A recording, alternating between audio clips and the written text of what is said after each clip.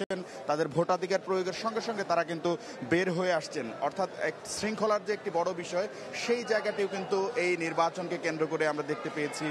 যে আসলে চর্চা হচ্ছে। এবং সিনেট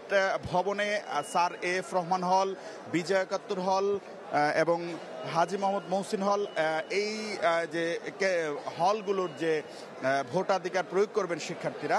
সেই ভোটাধিকার প্রয়োগের যে পালা সেটা কিন্তু শুরু হয়েছে। এবং ভোট দেওয়ার পর আমরা যাদের অনুভূতি জানার চেষ্টা করেছি, তারা কিন্তু তাদের অনুভূতির জায়গাটি খুব ইতিবাচকভাবে প্রকাশ করেছেন। তারা বলেছেন যে তারা তাদের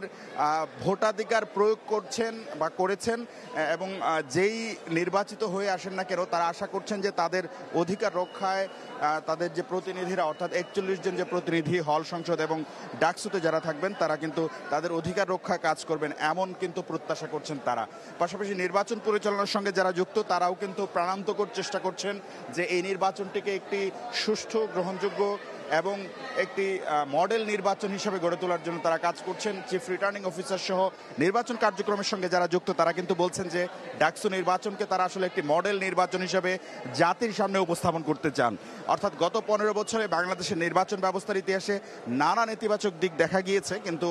এই জায়গা থেকে উত্তরণের পথ হিসেবে ঢাকা বিশ্ববিদ্যালয়ের এই নির্বাচনটি মডেল নির্বাচন হবে, এমনটি কিন্তু প্রত্যাশা করছেন এখানে যারা ভোট দিয়েছেন তারা, পাশাপাশি যারা ভোট গ্রহণের সঙ্গে সম্পৃক্ত আছেন তারা কিন্তু সেটাই বলছেন। এবং তারা কিন্তু বলছেন যে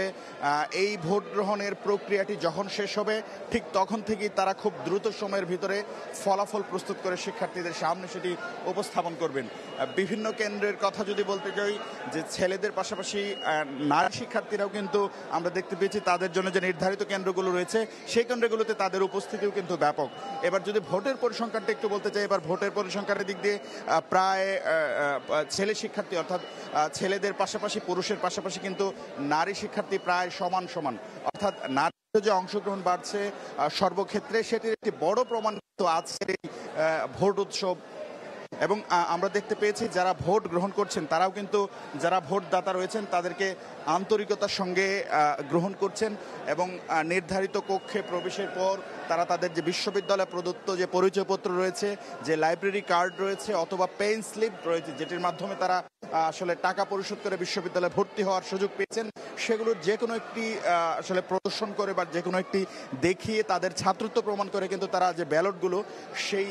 ব্যালটগুলো সংগ্রহ করছেন, এবং গোপন কক্ষে গিয়ে তারা কিন্তু সেই ব্যালটগুলো তাদের পছন্দের যে প্রার্থী রয়েছে, সেই পছন্দের প্রার্থীকে তারা কিন্তু মার্ক করছেন, অর্থাৎ ক্রস চিহ্ন দিয়ে তারা তাদের পছন্দের